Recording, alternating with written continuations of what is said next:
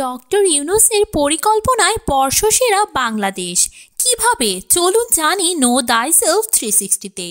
প্রতি বছরের মতো এবারও বছরের সেরা দেশ নির্বাচন করেছে দ্য ইকোনমিস্ট।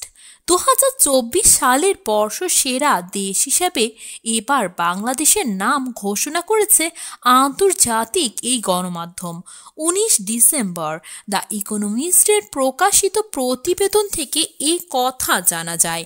প্রকাশিত প্রতিবেদনে বলা হয়েছে, সবচেয়ে ধনী, সুখী বা নৈতিকভাবে শ্রেষ্ঠ স্থান অধিকারী কিনা সেই বিচারে এবার সেরা দেশ বেছে নেওয়ার ক্ষেত্রে চূড়ান্ত তালিকায় ছিল 5টি দেশ। বাংলাদেশ ছাড়াও সিরিয়া, আর্জেন্টিনা, দক্ষিণ আফ্রিকা ও পোল্যান্ড রয়েছে এই তালিকায়। শেষ পর্যন্ত বাংলাদেশকে বেছে নেওয়া হলো।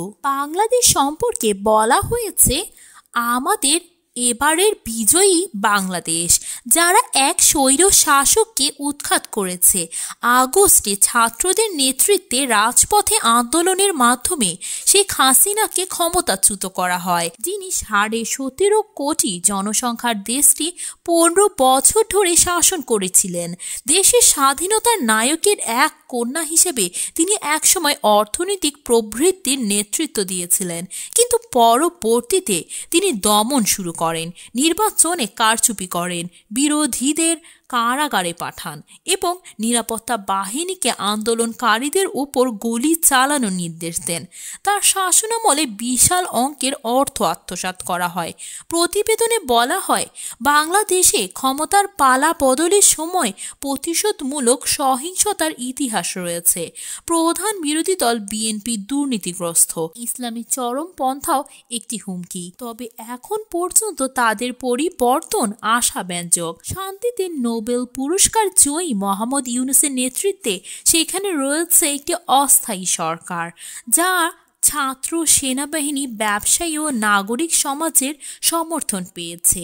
এই সরকার শৃঙ্খলা পুনঃপ্রতিষ্ঠা করেছে এবং অর্থনীতিকে স্থিতিশীল করেছে। প্রতিবেদনে আরও বলা হয়, 2025 সালে এই সরকারকে ভারতের সঙ্গে সম্পর্ক ঠিক করতে হবে এবং কবে নাগাদ নির্বাচন আয়োজন করা হবে তা নির্ধারণ করতে হবে।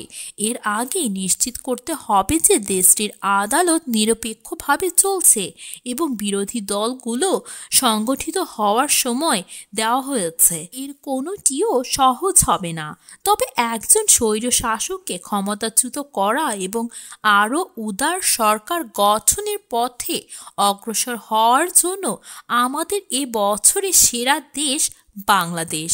তো দর্শক, ডক্টর ইউনূসের প্রতিনিধিত্বে এই সেরা বাংলাদেশ সম্পর্কে আপনাদের কি মতামত আমাদের কমেন্ট করে জানান।